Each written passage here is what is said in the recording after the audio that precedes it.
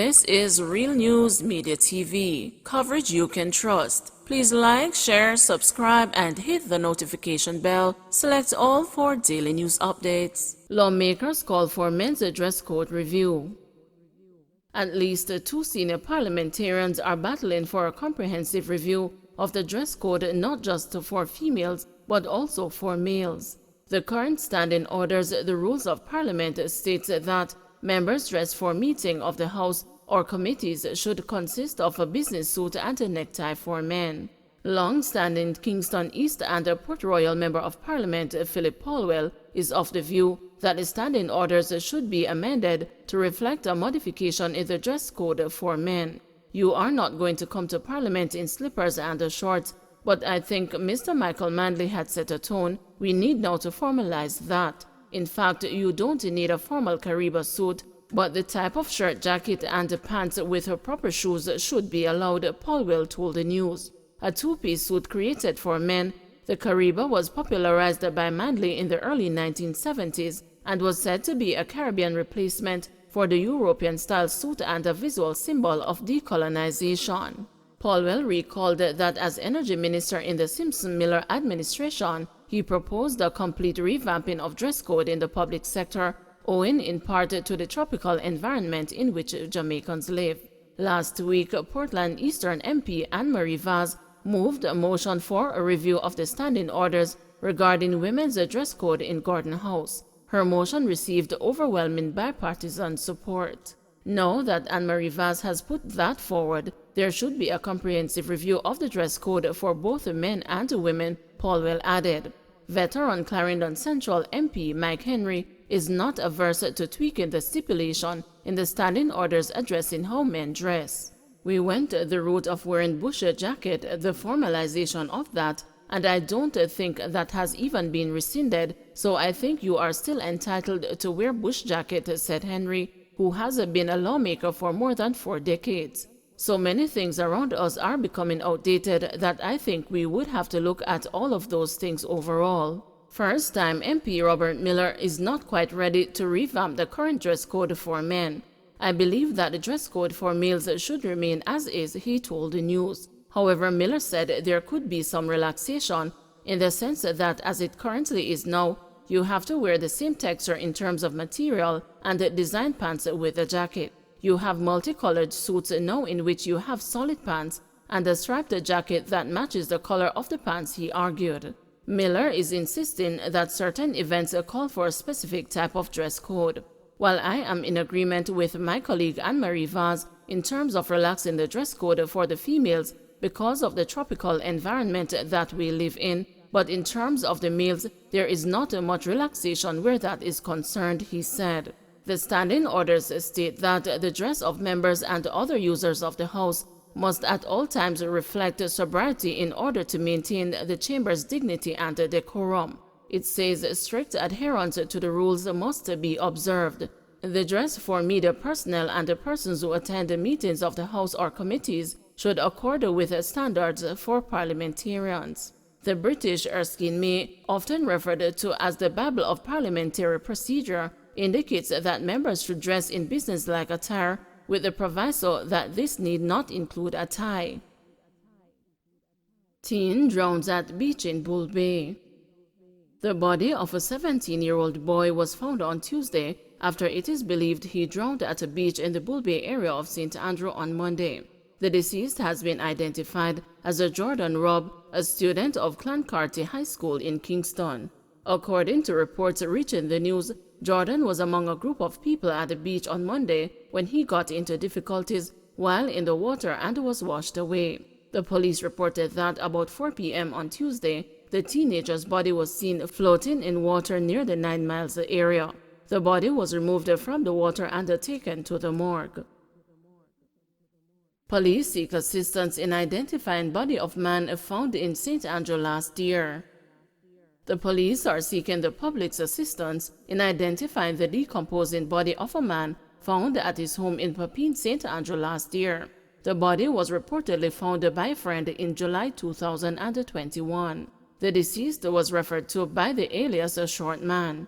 Detectives are still probing the circumstances surrounding the death of the man but initial reports are that about midday, a concerned friend visited the deceased home, which had a foul odor. The friend later discovered the body. The police were alerted, the scene processed, and the body removed to the morgue for post-mortem. Individuals with information that can assist in identifying the deceased are being asked to contact the Halfway Tree CIB at 876-926-8185. Most roads affected by Tuesday's flooding cleared. The National Works Agency says most of the roads in St. James which were affected by Tuesday's heavy rains have now been cleared. NWA Communication Manager Stephen Shaw says an evaluation is being conducted. Teams will also be deployed to Hanover to clear debris from Tuesday's flooding at Riley River and the Kew Bridge. In the parish of Hanover, there are two areas that we're looking to give some attention. That's by the Riley River and the Kew Bridge as well. We had flooding there last evening, and we are looking now to do some work within the channels of both rivers where the flood waters would have carried down a lot of debris, causing some blockage beneath those structures, and so we want to ensure that we give those some attention. A resident of Negril, Elaine Allen Bradley, said she was stuck in Lucy for several hours after leaving Montego Bay about 5 o'clock. She said the indiscipline of motorists compounded the situation. We left Mobay at 5 going to Negril and got stuck outside of Lucy Town. It was a terrible experience for us as we were stuck in cars watching the indiscipline of some of the other motorists who drove ahead, causing 4 lanes by the river and therefore more blockage. One car tried to push across, but the force of the water turned the car sideways across the road. No injuries though. There were busloads of tourists stranded as well. It was awful. We eventually arrived home after 11 p.m. Firearm and ammunition seized following Manchester murder. A day after a car dealer was shot and killed during an incident in Hatfield, Manchester, lawmen are reporting that they have recovered a firearm and several rounds of ammunition. Police reports indicate that on Tuesday, April 19, officers were summoned to a plaza in the community at approximately 9 p.m. Upon their arrival, the police found a man suffering from gunshot wounds. He was assisted to the hospital, where he was pronounced dead. The deceased has since been identified as a 38-year-old Devon Henry, also called a short man. Following their investigations, lawmen returned to the scene of the crime early Wednesday morning, where a Bersa 9mm pistol loaded with 9mm rounds of ammunition was found in close proximity to where the shooting occurred a day earlier. No one has been arrested in connection with the gun find or the murder. Investigations continue. JUTC boosts fleet with Chinese buses. The Jamaica Urban Transit Company Limited has signaled that the 50 buses to be added to its fleet this financial year are the Chinese-made Ankai, comprising 45 diesel and 5 electric units. It is understood that the procurement process is significantly advanced. Based on the specifications of the bid, the recommended bidder is proposing to supply the Ankai Chinese buses. The Ministry of Transport and Mining embarked on a competitive process for the procurement of the buses, for which the specifications were developed by the JUTC. 3 charging stations are also to be established for the electric buses. Senior technocrats from the Ministry of Transport and Mining and the JUTC officials will today appear before Parliament's Public Administration and Appropriations Committee to update members of the Oversight Committee on the company's operations. The Transport Ministry has indicated that the buses are scheduled for delivery in the third quarter of the 2022-2023 financial year. The matter has reportedly been approved by the Cabinet. According to the JUTC, the use of a diversified fleet is an integrated approach being pursued to enhance the operations of the company.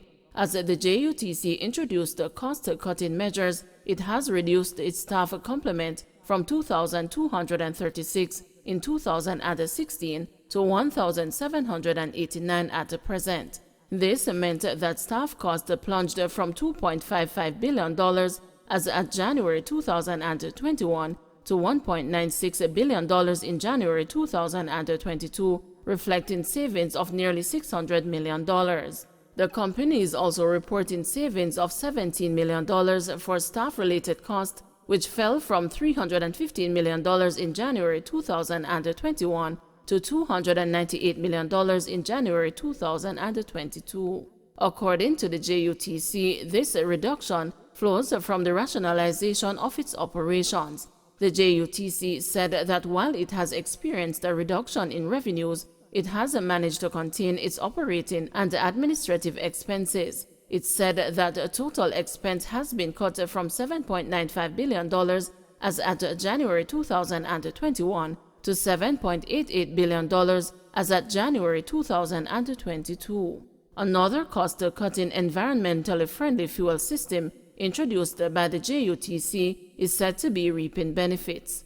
The introduction of the L-Hydro Clean Oil Bypass Filtration System has resulted in savings of about $668.4 million over the 6-month period, April to September 2021, for the 450 buses in which it was installed. The JUTC is projected to lose $8 billion for the current fiscal year, with the government pumping $5.2 billion in subvention into the state-owned bus company. A recent news article reported that the JUTC, which subsidizes fare for certain categories of riders, such as students, the elderly, and the disabled, operated at a loss of $70 billion for the period 2010 to 2022, based on budget documents for the period. Don't forget to like, share, subscribe, and hit the notification bell. Select all for daily news updates.